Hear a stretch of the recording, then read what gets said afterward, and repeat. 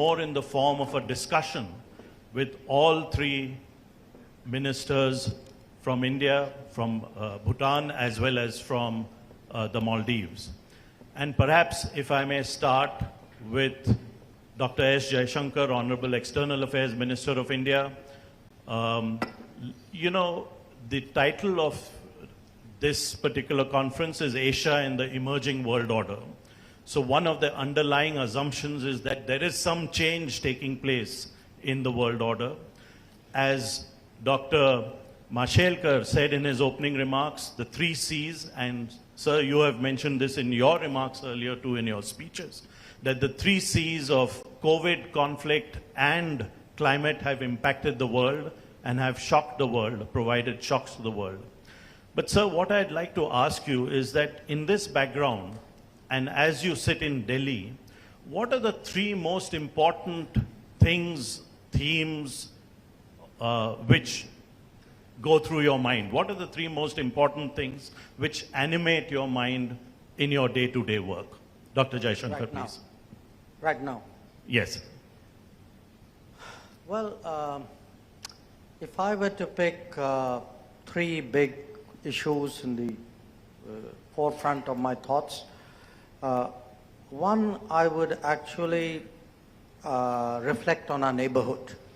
Neighborhood, partly because we are the neighborhood, the 3 of us. You know, we have an approach since 2014 called Neighborhood First. You know, it's the neighborhood itself has seen a sea change. I'm not sure it's something which people in our own country fully understand and appreciate. I think the neighborhood perhaps does more than we ourselves do. So to me, the neighborhood first would be one big, I would say, concern, focus, thought, call it what you will. The second would be the state of the world, you know, would be the state of the world. I think the 3 C's is a very snappy summing up of the problems, which is COVID, conflict, and climate. You know, and climate is increasingly an operational problem, not just an existential one, because you know, we can see already that climate is creating disruptions to the routine economic, you know, routine operations of the global economy. But it's not obviously enough to say I got a 3C problem. You got to have a solution. And I think the solution is also a kind of a 3C solution, which is that somewhere there has to be a degree of creativity, a sense of caution about this world we are entering to. And finally, I think that the world is suffering today from credibility issues. So to me, there are 3 C's as a problem, there are probably 3 C's as some kind of solution. And the third is the G20 presidency. It's a very important responsibility at a very critical moment. I think there are a lot of expectations from India. We too must look at the world and see how we can use it to enhance global awareness, which is very important for India if it is to develop the mindset of a rising power. So those would be my slightly long-winded answers, which is really neighborhood first, state of the world, and G20. Thank you. Perhaps I could ask the same question to Honorable Linpo, the Finance Minister of Bhutan. Sir, as you sit in Thimphu and when you go to your office every day, what are the 3 major things or 3 major topics or 3 major issues which you know, animate your thinking, which have your attention on a day-to-day basis? Linpo, if I could request you to take that question, please. Thank you, Ambassador Bambawali. First of all, my greetings and very good evening to all the distinguished participants here. And my apologies for exposing my leg, because this is where the very concept of GNH is ingrained. So I think probably some of the distinguished delegates might not have seen the costume that we are used to wearing in Bhutan as a part of our national dress. Anyways, coming back to the topic, I think for Bhutan as a small developing nation challenged with the topographical difficulties, and I mean to say we are landlocked, and especially because of the COVID, in the post-pandemic world, the three important aspects that actually lingers around my mind, that actually disturbs me, and sometimes I see that as an opportunity to grow from strength to strength, but sometimes I see that as a troublemaker for the small developing nation like Bhutan. And the first and the foremost is the geopolitical tensions around the world, and case in point, the ongoing Ukraine war, which has actually impacted and severely disrupted the supply chain. And this has actually resulted in Bhutan as a small economy, and most importantly, we being largely an import-driven economy, we are susceptible to, the injected form of an inflation, and which has caused macroeconomic imbalances. And this is a serious concern that we don't see an upfront intervention or response to that. But I think having a dear neighbor with a lot of economic resilience and a lot of innovations like India, I think we are very much positive that the growth in India will directly or indirectly translate or have a cascading effect into a smaller economy like us. Second aspect that I see is the climate change. I think climate change has become a kind of a universal the phenomenon, the challenge, whether the country is sea-locked or landlocked. And for instance, in Bhutan, we always say that, we always praise ourselves saying that we are not only carbon neutral, but we are carbon negative. That's the fact. We have a forest coverage of 72%. And our constitution mandates that forest coverage should be maintained at all times at 60%. But having said that, I think if the partners across the world doesn't play their equal roles and responsibilities, and doesn't keep up their words, I think smaller nations cannot make much difference. The biggest challenge for Bhutan, because of the climate change effect, is the glacial lake outburst. We are highly susceptible and vulnerable to gulf. And third important aspect that actually bothers me day-on-day basis is the widening trade deficit. That's also a macroeconomic imbalance. So basically, we are, I think, India being our largest trading partner, with the presence of Honorable Minister, Honorable S.Jaishankar here, India has been doing a wonderful, facilitating in every spheres for Bhutan.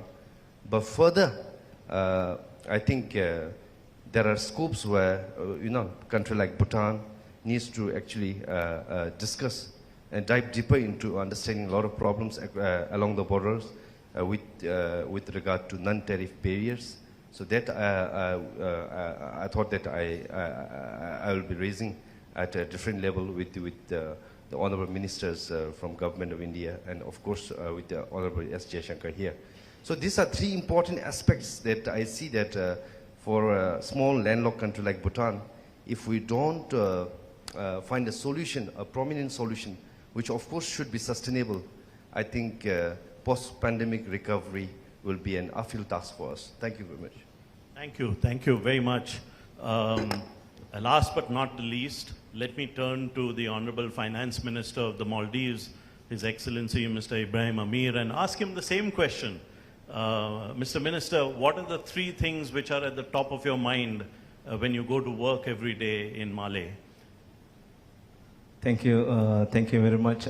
First of all, I would like to really thank the Pune International Center and also the Ministry of Foreign Affairs from India for giving me this opportunity. It gives me great pride in sharing the stage with Honorable Foreign Minister Dr. s.Jaishankar, and as well Minister of Finance from Bhutan, a dear friend of mine.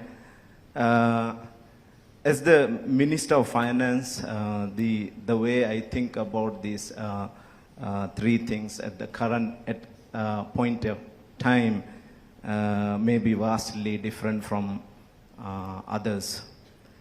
Everyone here will know Maldives as a destination for sun, sand, and the sea. But I believe we have a lot to offer. Maldives is not a poor country. Maldives now is a upper middle income country. And as the Minister of Finance, Ambassador, the three things that really bothers me right now is actually, as mentioned, number one, climate change. As you know, Maldives is very much prone to the effects of climate change. Our very existence is threatened by the changes in climate change. And a large part of our budget is spent on climate adaptation and climate mitigation efforts. And if you look at the numbers, from 2011 till now, we have spent around $587 million on climate mitigation and climate adaptation projects. And also, if you look at our main sectors that drive our economy, it is mainly based on our natural resources, which is the tourism, and also the fisheries sector. So the climate adaptation and climate mitigation efforts. Maldives is very low lying, and why it bothers me is that so far we have not been able to tap into the climate finances, cheap climate finances that is being pledged by the developed countries in several COP meetings. So because of that, we are forced to go to the markets, borrow at a higher cost, and then make sure our islands are there for the tourists to come, and we are there. The other thing is, second thing is the external shocks. Namely, very recently we have the COVID, and now we have the war in Ukraine. During COVID, as you know, Maldives is very much reliant on tourism, and we closed our borders for 3 months, and our economy declined by around 33%. Maldives was one of the worst hit countries during COVID, but it really showed the resilience of our tourism sector, that we were also one of the countries that rebounded very strongly in 2021 and even 2022. And now we have surpassed where we were in 2019, and our tourism sector is faring better than we were in 2019. And also, as the Minister of Finance, I am also always thinking about the developmental challenges.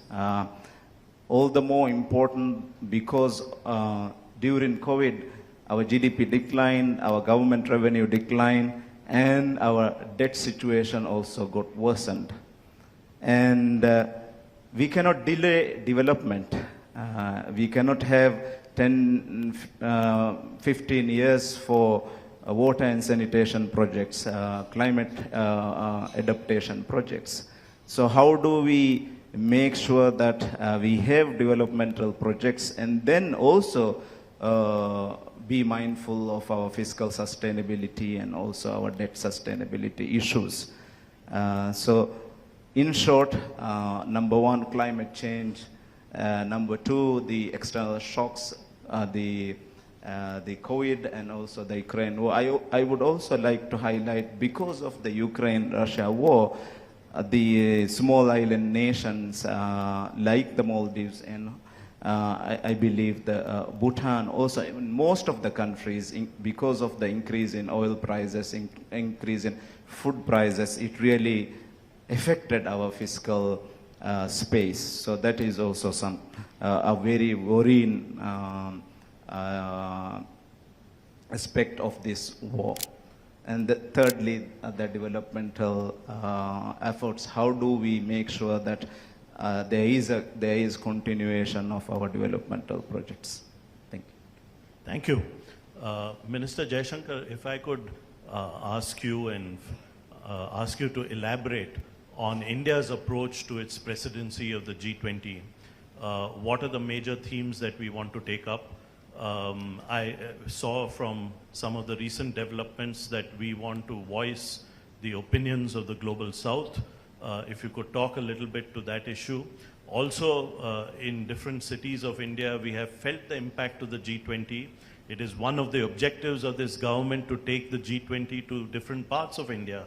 And we've had one meeting at least, if not more, here in Pune, and we saw how it did positively impact Pune at that time. So could I request you to talk a little more about India's ideas behind its presidency of the G20?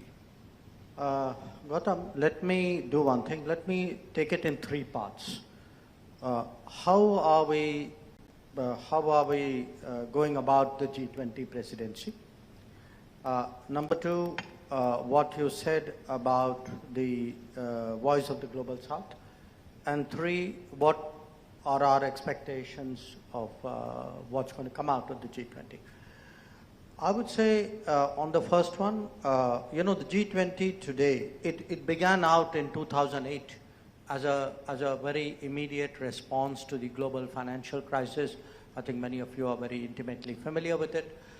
And over a period of time with each G20 presidency, more and more layers and facets were added to it. So, environment got in, health got in, foreign policy got in, business got in, youth. So today there are actually 15 tracks, 15 ministerial tracks. The heart of the G20 is still very much finance. It's still very much finance. It's still very much development. The mandate of the G20 is really growth and development. Now, how are we going to go about it?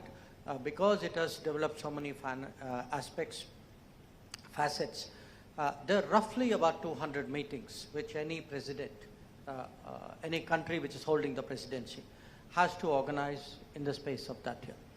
So when we started thinking about it, Prime Minister had, this thought that it should not be a capital-centric exercise, nor should it be, a mice industry exercise. So you don't want people to get off the plane, go to the meeting, do the hotel dinner, get on a plane and go back. And you don't want them to do Delhi and, maybe Agra, Jaipur and say, okay, I've seen India, I've had 3 pictures and I'm done. The idea was, this is an opportunity for the world to get to know India better.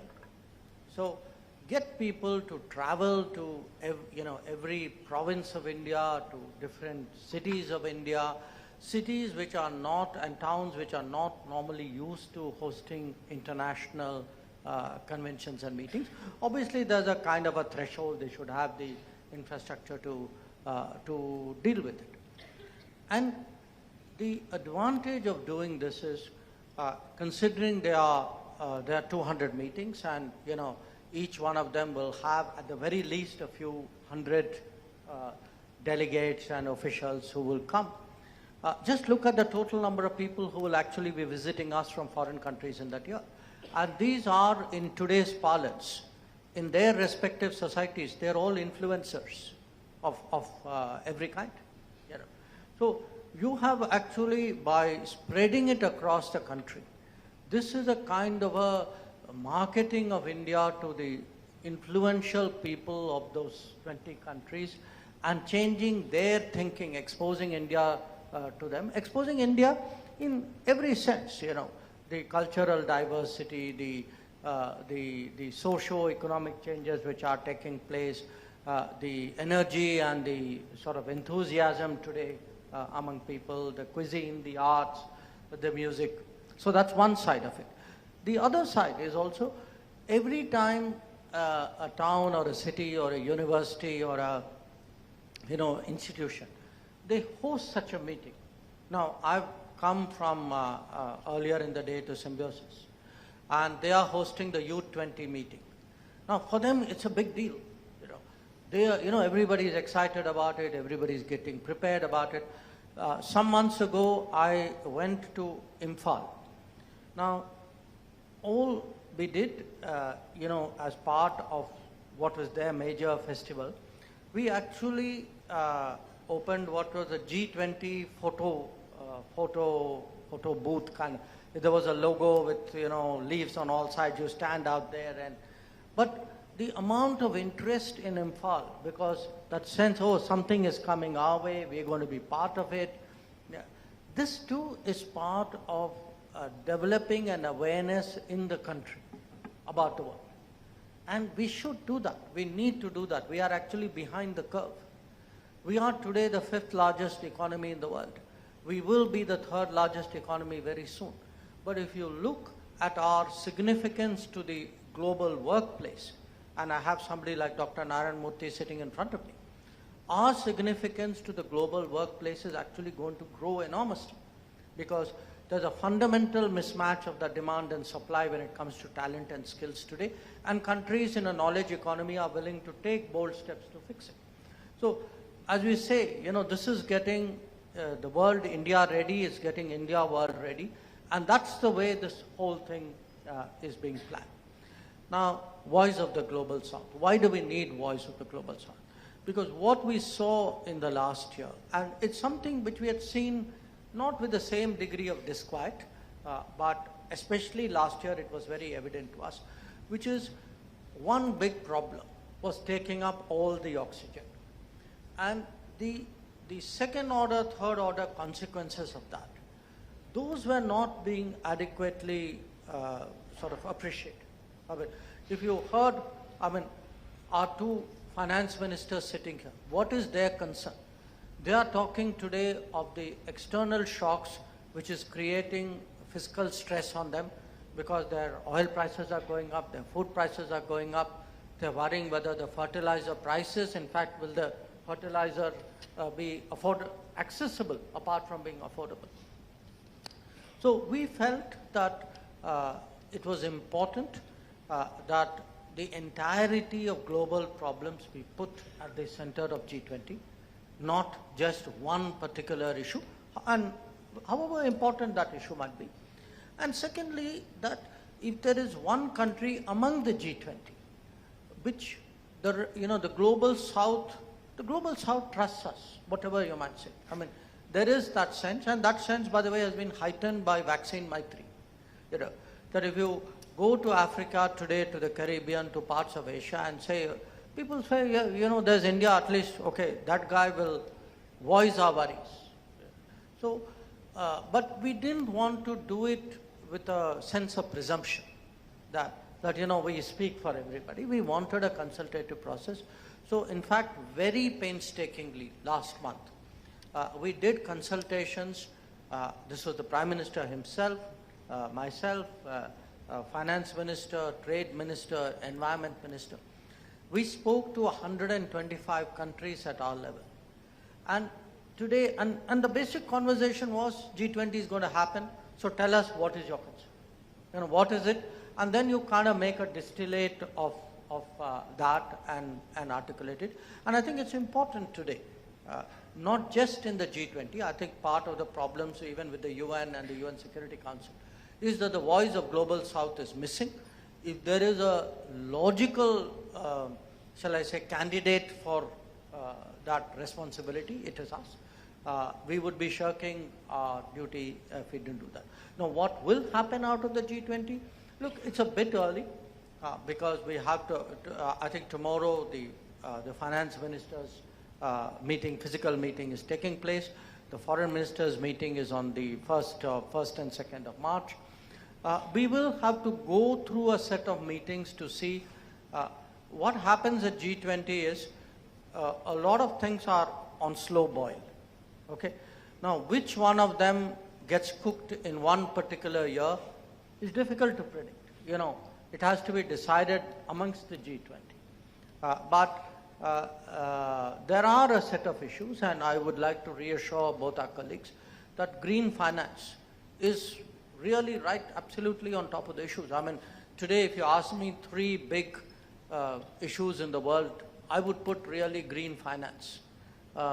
Because I'm not putting green growth, because I think without finance, people talk about growth, but they seem to think that ambitions should be divorced from resources. The reality is we haven't moved that far ahead because the resources were not there. So I think this will take a little while to emerge, probably really till the summit in September. Thank you, Minister. The Maldives and Bhutan are both part of the global south.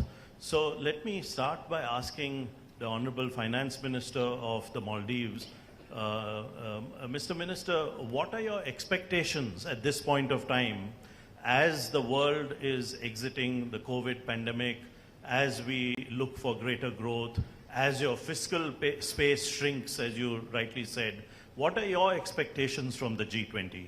And so let me request the Honorable Finance Minister of the Maldives to go first, and then request Honorable Finance Minister of Bhutan to answer the same question. Thank you. Thank you very much. I believe for countries like Maldives, it is very important in order to address the issues of climate change that we have cheaper financing available.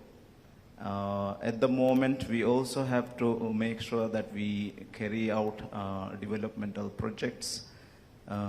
During COVID, you saw that because of the decline in GDP, our debt to GDP numbers went up to around 150%. Now again, because increase in tourist arrivals, tourism sector is faring better than expected, our GDP is also now increasing. So we see that the debt numbers are also coming down. In order to make sure that we have fiscal space and also carry out developmental projects, we need climate financing which is cheaper.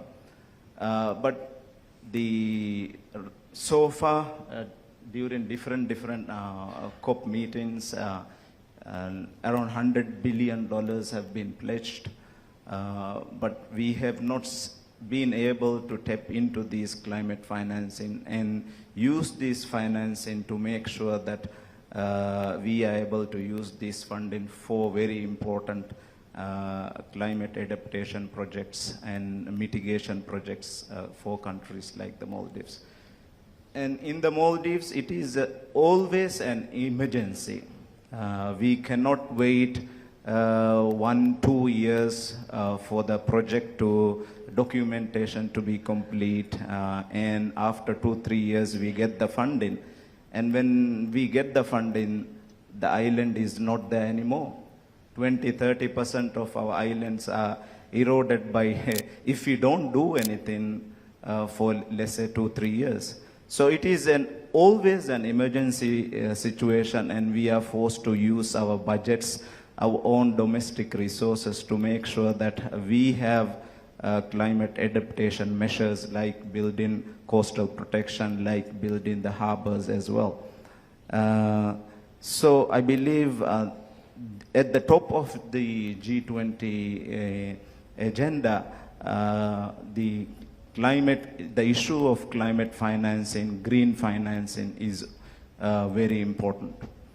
And now I have had various discussions with other multilateral organizations like IMF, World Bank, and others as well. Green financing, climate financing, or any other financing, there is no differentiation. Even if with climate financing, there are a lot of conditions. And I believe there shouldn't be any conditions with climate financing. The only thing should be that it should be earmarked for climate adaptation projects and climate mitigation projects.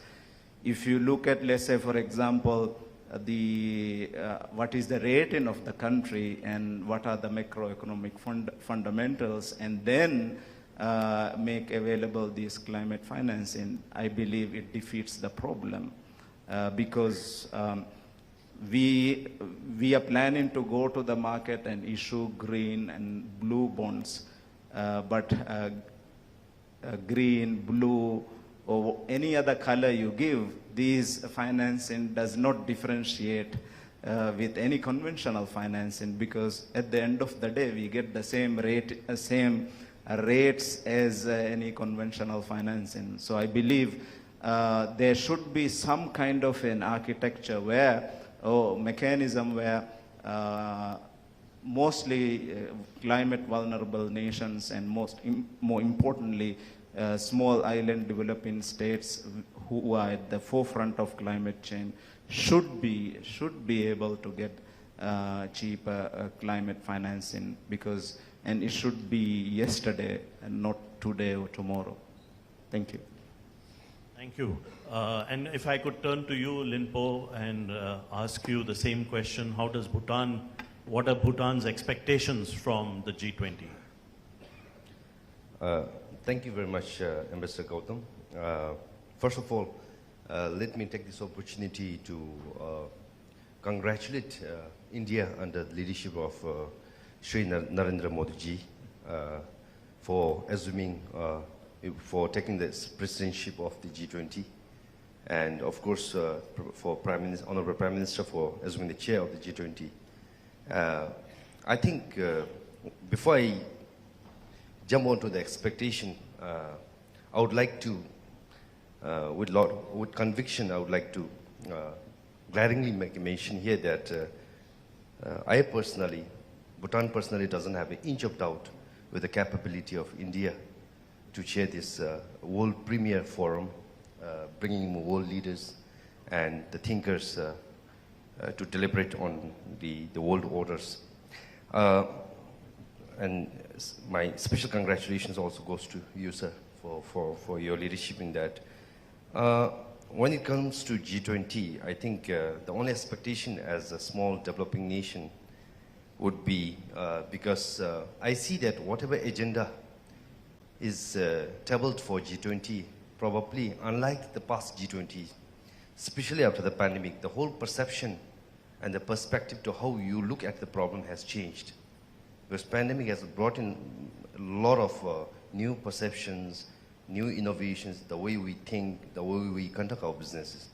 So for that matter, I think probably the core emphasis of the upcoming G20 summit in India in September will basically, I assume in that manner, the way Honorable External Affairs Minister was making a mention, that it will be more focused on the post-pandemic recovery, irrespective of the size of the country. Again, we don't have a doubt on India that by representing the Global South, I think it also represents our voice. So for that matter, I think the major concern for us as a small developing nation will be the debt distress in medium to long term. So for that matter, I think our expectation, and as well you can describe it as our request, will be to look into relaxing the global financial conditions, because with the tightening global financial conditions, I think it is incurring a lot of, imposing a lot of challenge on us, which we don't actually on our own don't find a solution to that. And the second would be, I think, because we need to understand that other than the pandemic, where actually the problem has emerged, where the problem has erupted, because we never expected Ukraine war. So for that matter, I think G20 is a platform as well, beyond economic discussions, dialogues. I think it is also, I perceive that it is also a forum for the global leaders to discuss on global peace, prosperity, and stability. through which everything comes into order. And the third point that I expect would be, as rightly mentioned by Honorable External Affairs Minister, on the green financing, which is a very, very pertinent topic for a country like Bhutan, because of our the efforts that we made in conserving the nature. So we see this as an opportunity, as a means to meet the fiscal deficit and also to address the fiscal instability issues. Because when you talk about innovative financing, we only think about issuance of green bond. But this being a new concept, I think if this could be taken forward, and I think we see a lot of opportunities to leverage on that. And lastly, but not the least, the expectation. I think this goes as a wish list, a long list from my side, but nevertheless, I see that when we actually access the global financing, be it from the multilateral development banks or bilateral partners, I think the conditions where we access the financing, I think irrespective of the size of the economy, irrespective of the size of the country, the conditions are I would see that often is the same.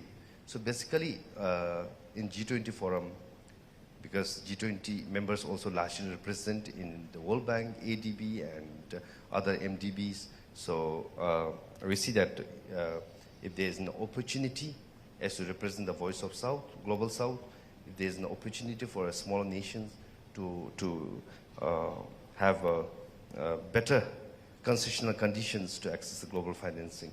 So these are, like basically, it goes like a shopping list, but I think if we really dive deeper into it and understand, probably these are the critical issues that can really give a prominent facelift for the smaller economies like us to recover in a sustainable manner in a post-pandemic world. Thank you very much. Thank you, Linpo. Honorable Minister Jaishankar, you mentioned neighborhood first. And my question to you would be that, previous governments also placed a lot of importance on our neighborhood, on our region, on our South Asian region. But is there something that your government is doing which is different from earlier?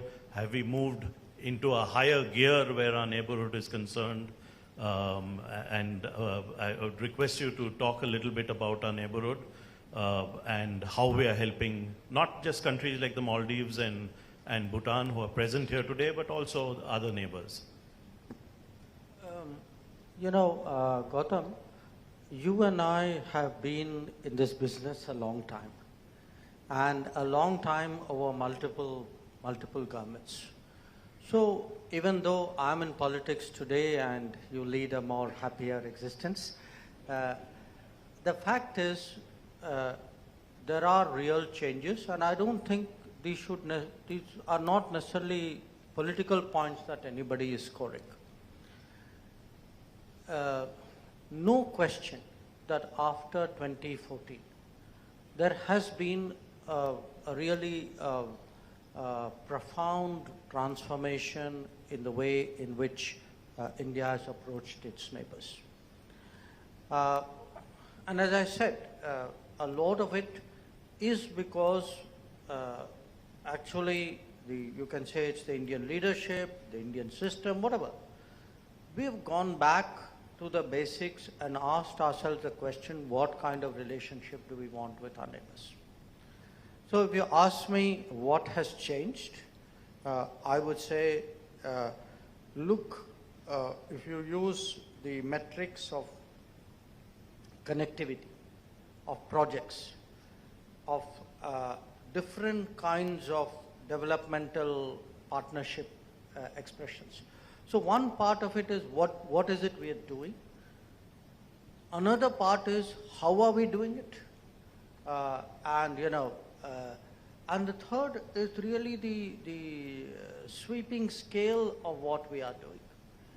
And finally, that sense that today our fortunes are all tied together. I would honestly, very, very objectively say by each of these metrics, there's actually been a big change in a decade. And let me illustrate that. Okay. let me, for example, point to Maldives. You know, today, if you have in Maldives a very major connectivity project, like the Greater Malay Connectivity Project, we've never done a project of that scale in our neighborhood. In fact, we have never done a project of that scale anywhere in the world. If you were to, again, I was there a few weeks ago laying the foundation stone of an airport lengthening project we're doing, because we do realize that by modernizing that airport, giving it greater capacity, a whole new set of islands now have access to international tourism in a way in which they didn't, and that very directly feeds into the GDP.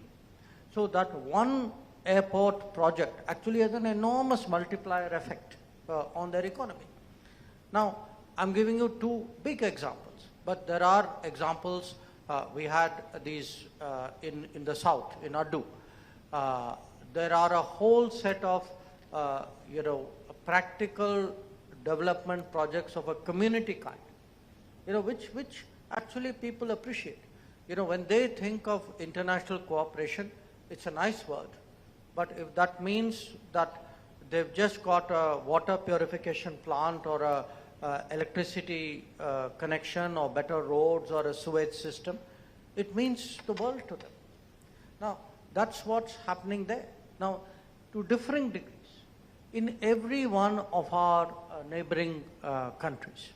I mean, again, I'm just using, since you asked this question, a decade as a differential. We are today supplying electricity to our neighbors, except Bhutan, from whom we are buying electricity. And now, by the way, we have started to buy electricity from Nepal as well. Now, to my mind, giving them, selling them electricity is very important because they need it. Buying electricity from them is equally important because it's a regular revenue source for them. So, and now that's only possible if we, along with them, build the grid connectivity. A second example, many of our neighbors were actually paying much higher prices for their energy. Nepal was a very prime example because energy, petrol and diesel used to be trucked in. Now, when we built this pipeline from Motihari to Amleganj, it's brought down prices of fuel very, very significantly in Nepal. We built roads in the what are called the Terai roads, the Hulaki roads out there. I mean, they were there. We've sort of modernized them, broadened them. The moment you get much broader roads, I mean, there's a clear both a supply chain and a economic benefit that comes. Now, I can give you a Bangladeshi variant of it. You can see it in roads, you can see it in rails, you can see it in access to ports, in waterways.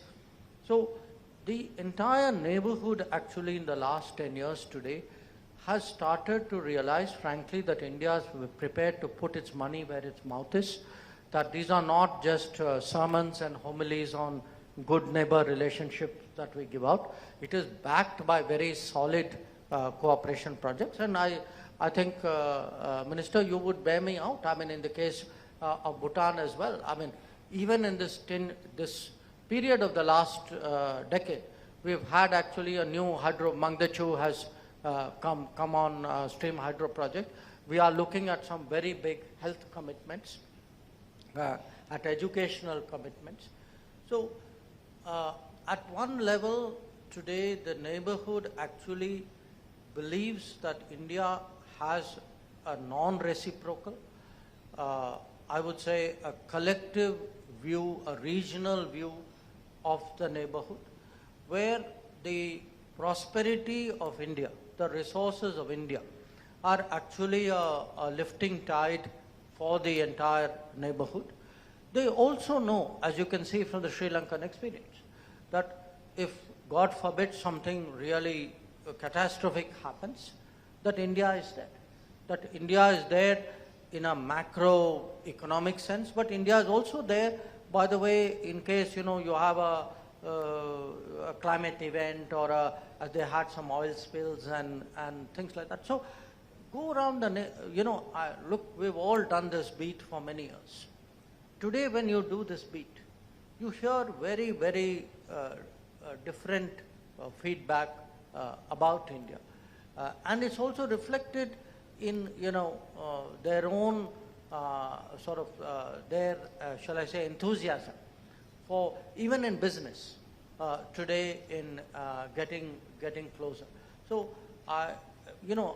again, I do not make this so much as a political point, but I do say that greater a vision of a region, a very clear direction from the top, that look, please approach the neighbors generously, non-reciprocally, credibly, do it on the ground, follow it up, look to see what is important for them. Try and do things which will impact, the lives of the people. All this, I think, has really paid off.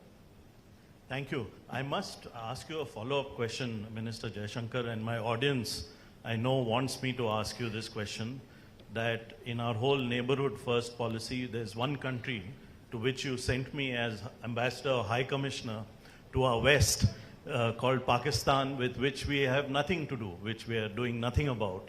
So, at this point of time when Pakistan is going through some economic difficulties, do you think this is a point when there can be some kind of rapprochement between India and Pakistan? Look, obviously it's in nobody's interest that any country, least of all a neighboring country, get into severe economic difficulties. Nobody sensible, nobody mature would even nurse that thought. But it's an equal fact that when any country gets into a serious economic problem, that country has to make policy choices and governance decisions to get themselves out of it. Another country, neighbor or non-neighbor or another institution, others cannot solve a problem if you're not prepared to solve it yourself. So let's be clear on the first point, which is that the solution, this is not a Pakistan point, it's a generic global point. Any country in deep economic difficulties has to come out of it through, what the world can do is to provide options and support systems. But the bottom line has to be done by that country, and often it will require very tough choices. Now, I want all of us to remember, we went through this 30 years ago. So it's not something which happens to other people. It also happened to us. It happened to us not once. It happened to us maybe not with the same severity at various other points of time in our modern history as well. But having said that, the reality of this particular relationship is that it has a fundamental issue which we cannot and we must not avoid. And that issue is that of terrorism. Because the moment you start doing these walkarounds, that, let's find a joint statement which will which will get us agreed language. Let us reach out at this point and see where this goes. That's been the talk of the last 75 years. And look where it got us. So I think we need clarity and we mustn't be in denial of what are very fundamental problems in that relationship. And just as, a country has to fix its economic issues, a country has to fix its political issues too. A country has to fix its social issues. No country is ever going to come out of a difficult situation and become a prosperous power if its basic industry is terrorism. So among the changes which need to be made are also changes pertaining to all of that. So I think that remains a very major problem. I also think, as today, as someone in politics, if I were to look at any big decision I'm making, I would also look at what is the public sentiment. I would have a pulse. What do my people feel about it? And I think you know the answer. Thank you. Thank you very much. Let me say that we are going to, slowly, I'm going to turn to the two honorable ministers from both Bhutan and the Maldives. But after that round of questions, we're going to open it up to the floor. So please keep your questions ready. Let there be questions, short, to the point. But we are coming there. So let me first turn to Linpo Namgyet Sering. And, you know, Honorable Minister Jaishankar spoke about how India is providing development assistance in its neighborhood. Could you expound on how India and Bhutan are working together on developmental partnership between our two countries? Thank you. I think more than me, I think Ambassador Gautam, you are in Bhutan, so you must be knowing everything excellent, you know, like, yeah, exactly. And I'm very proud to make a mention here that the former diplomatic, through the establishment of the mission office, which was later upgraded into the embassies in Delhi as well as in Thimphu, I think since 1961, when we started our first developmental plan, just like in India, you have a cycle of 5-year development plan. We started our 5-year developmental plan from 1961. So the two subsequent plans, the first 5-year plan and second 5-year plan were fully financed by government of India. So I think that in itself shows the kind of an instrumental role, kind of a facilitating role the government of India has played in shaping the developmental activities in the country, in Bhutan. Indeed, you know, when the third king, His Majesty King Jigme Dorji Wangchuck, on the invitation of Honorable Prime Minister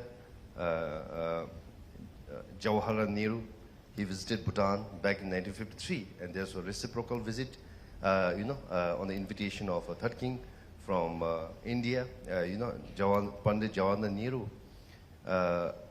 with the daughter Indira Gandhi ji. They came to Bhutan on the, riding on a yak, basically. We didn't have a motorable road by then. That was in 1958. And that was the very time where the groundbreaking ceremony of the first national highway from Phuntsholing, the bordering town with the state of West Bengal, and Thimphu was initiated. So that was back in 1958. So I think if you look into the history of our developmental activities, I think the policy that India is adopting right now, the neighborhood first policy, I think India has actually gone beyond that and really brought a lot of developmental activities. So I think India is not only the closest neighbor to Bhutan per se, but I think India is also the largest trading partner to Bhutan. And if you look into the import pattern, because as I mentioned earlier, Bhutan is largely an import-driven. So we, if you look into, I think we are seeing increasing trade deficit, all, for past many years, I would say decades. And 93% of our imports are made from India. And if you look into Bhutan's export, which is substantially lower as compared to the import that we're making, I would say 98% of our exports are going to India. So I think then in itself you can make out that the kind of the relationship that the two countries share. And one interesting fact I would like to make a mention here, that since Bhutanese Nyolram currency is pegged to the Indian rupee, if you look into the trend of the economic performance, the GDP pattern, you see like for past 2 decades, Bhutan actually follows the pattern of Indian economy. So we are a bit optimistic because now the World Economic Outlook report published in January 2023 indicates that advanced economies, the growth is downgraded. Emerging markets, emerging economies like India, I think because of the kind of resilience that Indian economy has, I think your GDP is not downgraded by significant figure. It's just downgraded as per the forecast of IMF. It's just downgraded from 6.8 to 6.1%, which is significant, I would say. I think your Indian economy is only going to grow. So for that matter, I think it doesn't mean that we're being complacent here, but looking at the historical trend of Bhutanese economic growth, which follows the Indian trajectory, I see that there definitely is going to be a spillover benefit and effect into our Bhutanese economy. So for that matter, I would again say that, I think beyond neighborhood first policy, I think our relationship, be it in terms of trade, be in terms of culture, be in terms of anything you talk about, I think it is only going to grow from strength to strength. And of course, I would like to again take this opportunity to thank the people of India, the government of India, because we are the first recipient of the vaccine, the Covishield, 250 doses back in 2020 through that Never First policy. And indeed, India has chartered your own flight to reach the vaccines and hand over to the people of Bhutan. That was a very momentous opportunity, and I would like to thank for that. Thank you very much. And if I could turn to you, Honorable Finance Minister of Maldives, Mr. Ibrahim Amir, on the same question about India and the Maldives developmental partnership. How is it progressing? Thank you. Thank you. If somebody asked me what they can do to help the Maldives address the fiscal issues now and the debt sustainability issues that we face now, I always say, come to the Maldives, go to a resort and enjoy our hospitality. Because you are spending dollars there that addresses our, our fiscal sustainability issues. And Minister, you should invite the AED to hold its next session there. Yes, we should do that. Now what we see is that actually Indian travelers share the #1 market for the tourists who are coming to the Maldives. And we see a number of Bollywood stars also going to the Maldives, and it is acting as a good publicity for our tourism sector. So that is very important. The India and Maldives share a unique bond based on mutual respect, trust, and understanding that goes beyond simple geographical and historical and cultural ties. As the Honorable Minister, Dr. Jaishankar mentioned, there is a fundamental difference between the developmental projects that we are carrying with the Indian assistance. I believe that is that the developmental projects that we are carrying with Indian assistance is mainly geared towards future growth, which is very important. What are the developmental projects that are carried out right now? Number one, as mentioned by the Minister, we are having a Greater Malay connectivity project which will actually transform Maldivian economy. And it is also, we are also relocating our commercial port, which is in Malé, to a nearby island, which will connect this connectivity bridge, which will mean actually that will drive our economic growth in the years to come. And then we are also developing 2 international airports in the north, one in the north, one in the south. In the north, which is the Hanimado International Airport, which will have a capacity of around 1.8 to 2.1 million tourists a year. And when we do that, it will also mean that more investors go to the north, where actually we have much more beautiful islands than which is actually in the center, where we have most of the resorts now. And also in the south, South Gain International Airport, again being developed with the assistance of line of credit facility from Exim, will have a capacity of around 1.8 million. So now we are a $6 billion economy, but when we do these international airports in the north and in the south, in a few years' time, let's say in 5-10 years, we are looking at not a $6 billion economy. I believe we are looking at, let's say, $15-20 billion economy. And also we have very important basic infrastructures, water and sanitation projects. When we came into this government in end of 2018, we had only around 30% of our country had proper water and sanitation projects. But now with the assistance of Indian Exim, we are currently having water and sanitation projects in all of the other 70% of the islands. So by the end of this year, we will, in all of the islands, we will have proper water and sanitation completed.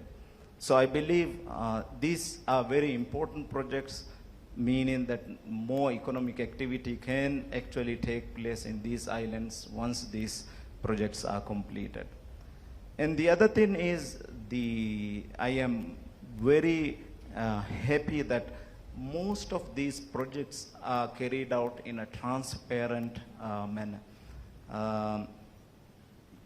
The pre-qualification processes happen in India, and then also there is a proper tendering process in Mali as well. So we have most of these developmental projects carried out with the assistance of Indian Exim. And also there are buyer's credit projects, social housing projects. At the moment, we are carrying out around 6,000 social housing projects are being carried out with the assistance of buyer's credit funding.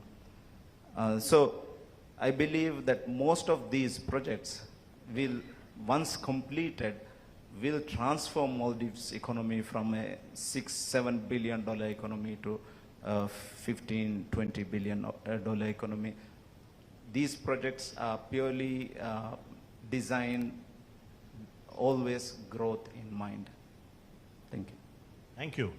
We're going to turn to the audience, but as we do that, and I do hope the microphones are ready, I cannot but ask Dr. Jaishankar, foreign policy has now gone down to the masses, largely because of social media, but also because communication has become so much easier.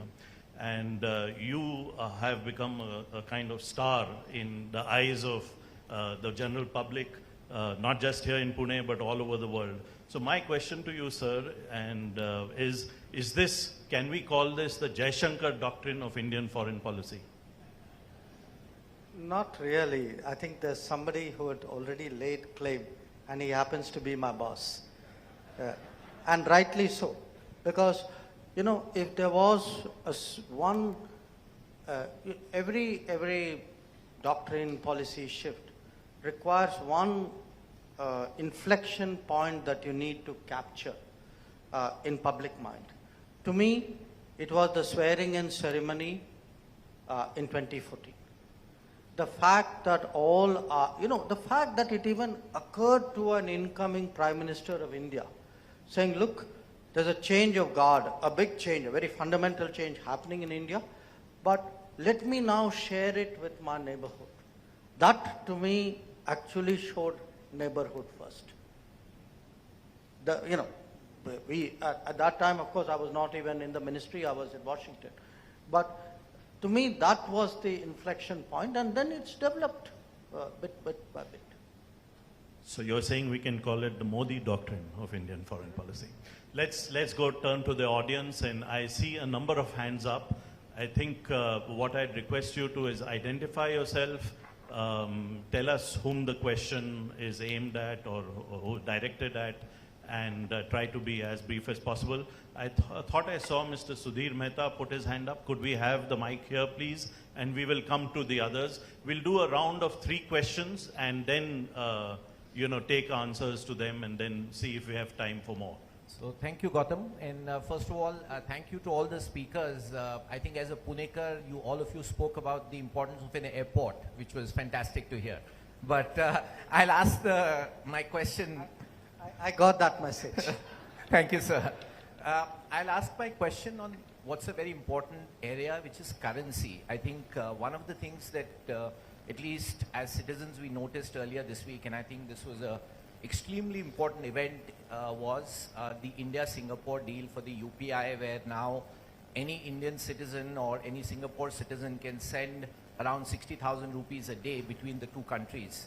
Given that 20% of the world trade will come from India in the coming decades, does this really go towards a systematic shift towards our foreign exchange and currency policy? Because to a great extent, while we are beginning to be a more important part of world trade, we are really dependent on the dollar.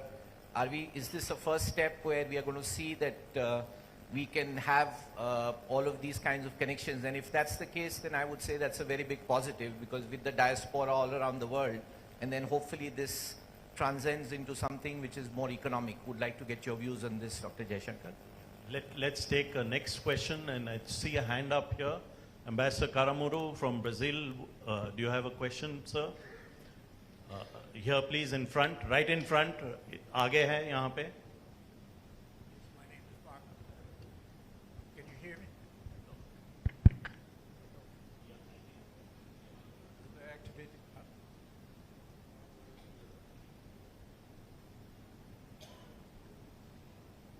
My name is Marcos Caramuru from. Can we have another microphone? Maybe I should talk close to the microphone. Marcos Caramuru from Brazil, SEBRE. I see that the subtitle of this conference is Asia and the Emerging World Order. And one of the main features of the new order, of the emerging order, is the emergence of Asia as a leader. First, with a contribution to world growth, very significant, I would say, and this year is going to be very important. But with time, with its contribution to values, with ideas, with the new approaches to the world reality. Then I would like to listen from Mr. Minister Jaishankar and the other ministers as well. What's their vision of this new role of Asia as a leader in world reality? Thank you. Thank you for that question. One more hand at the same table. Yes, please. Yes, sir. Amit Paranspe, Pune International Center. I have a quick short question. You talked about our western neighbor. Can you talk a little about our northern neighbor and how our economic relationship may evolve in the coming years? So that's a round of 3 questions, and maybe we can start with Dr. Jaishankar, if you can, because all 3 questions were aimed at you, but one was for the other minister. I think the first question actually is in a way better answered by, I mean, remember, we have 2 finance ministers. Yes, here. absolutely. I'm just a humble foreign minister. So these guys are the serious guys in the business. Yes. But, you know, to me, as a very interested, a member of the government who obviously watches financial and digital financial issues move forward, what happened with Singapore was something very, very significant. But it's one step. This is a long, arduous road.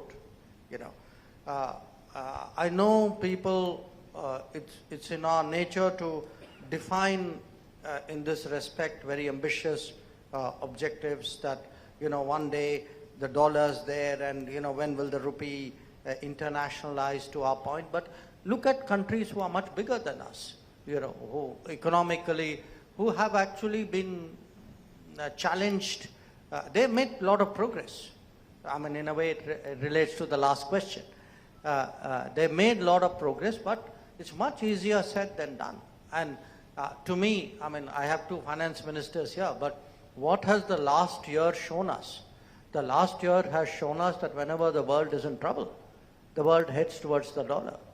I mean, that's also a reality that, but maybe the first question, you gentlemen need to come in, and then I could, look at the other 2. So let me turn to the Honorable Finance Minister of the Maldives, Mr. Ibrahim Amir. if you could go first on that question about, about development. How do you see the idea of a UPI arrangement with Singapore? How would it apply to you? And also Ambassador Karamuru's question about what is Asia bringing to the table as, world economic growth continues higher and upward. Thank you very much. Maldives is very much reliant on our imports. We actually import maybe more than 99% of all our goods are imported from abroad, and a large percentage of that imports also do come from India as well. We have been in talks with Reserve Bank of India as well with regard to rupee card, rupees settlement, so that it is all the more important because right now we also face the issue of depleting US dollar reserves as well because of the increase in oil prices. So that discussion is progressing with Reserve Bank of India and our central bank as well. We are also very much involved in that. And currently also the National Bank of Maldives also are involved in this. And not only the rupee settlement, but also we are in talks with other countries where we import heavily with regard to how we can actually have our local currency and their currency settlement. So that is already in progress. Hopefully we can achieve that as soon as possible. And the other thing is with regard to how Asia can help in this emerging world order.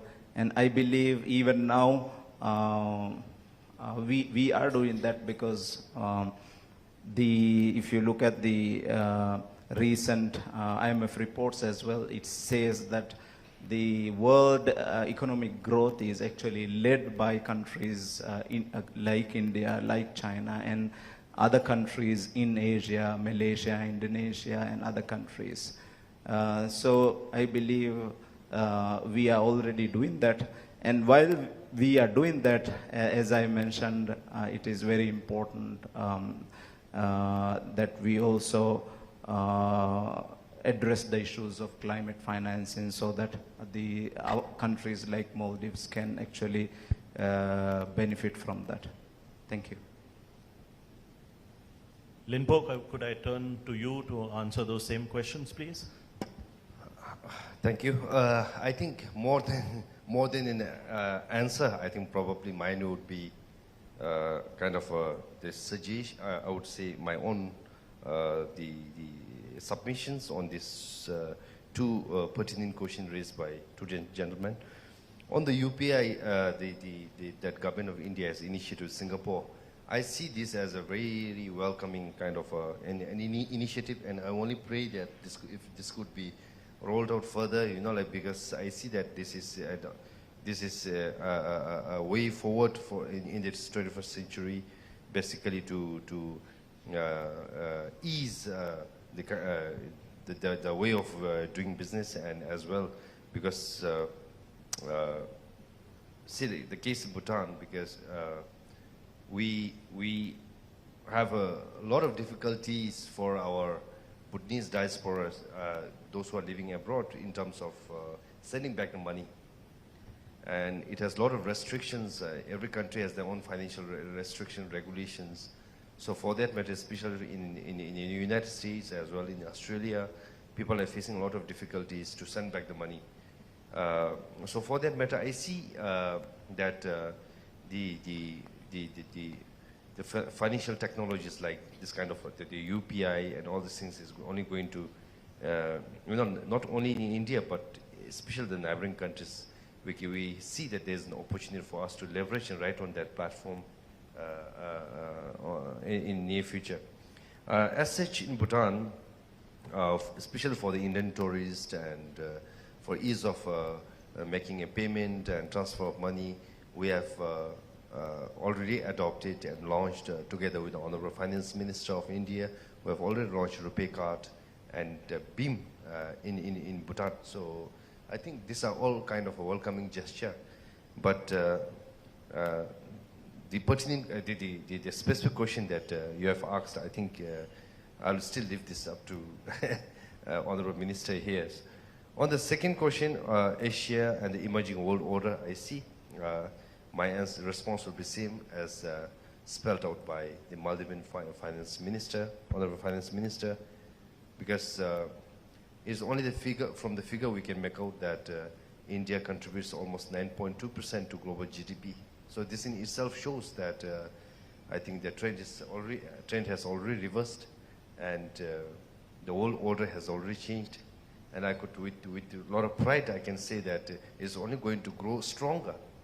And for me, I see that the theme is very, very pertinent, because it is already, it's already imperative that, India combined with China almost contributes around 50% to global GDP. This in itself shows, forget about remaining the Asian countries, but I think two countries massively contributes to global GDP. So I think the whole order has already changed probably. I think this need not be qualified, this need not even qualify to be a tagline basically. It has already reversed the order.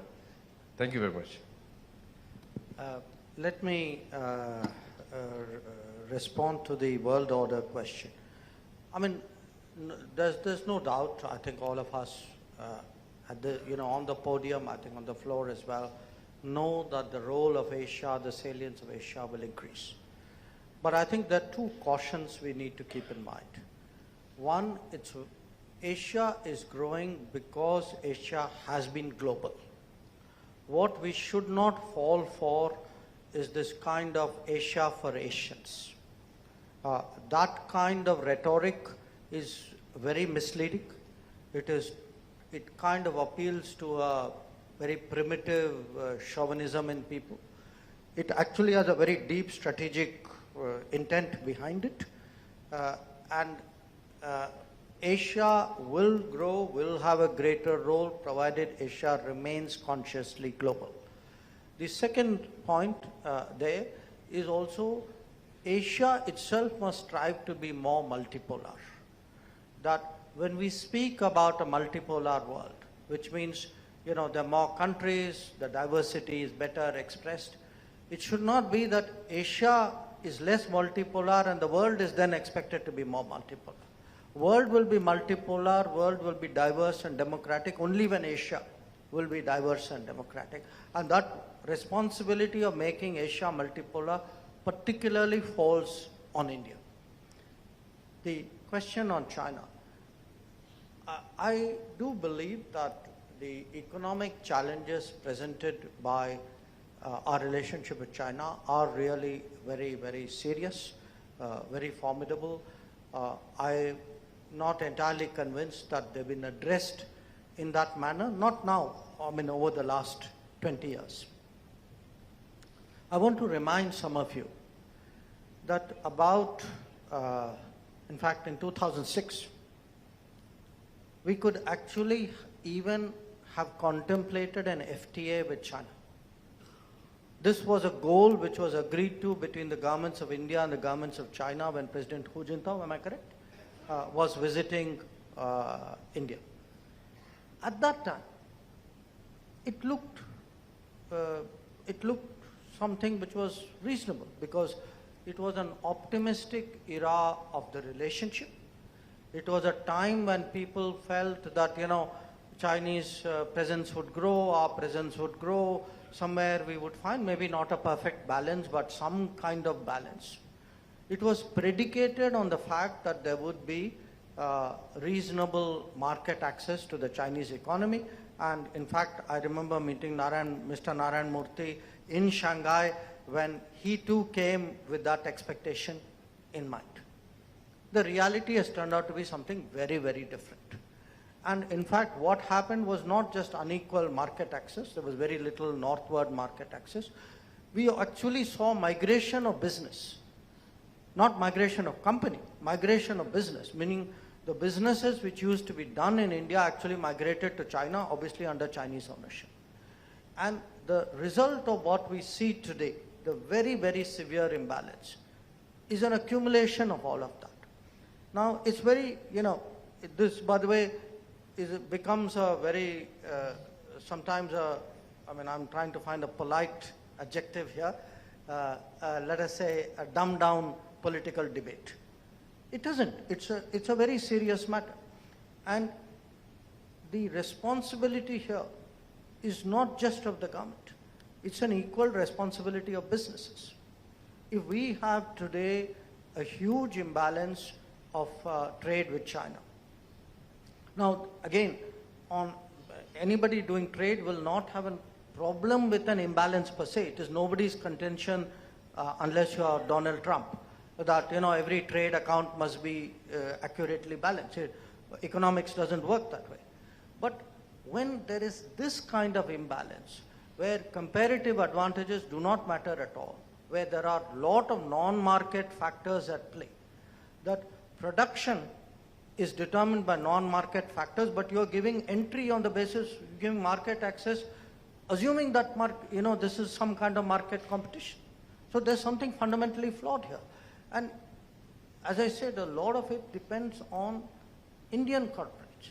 That Indian corporates haven't developed the kind of backwards vendor supplies and components and parts and ingredients and intermediates that should be supporting us. And again, you could argue maybe the government didn't do enough. I think that's a reasonable point. So we are today trying to change this.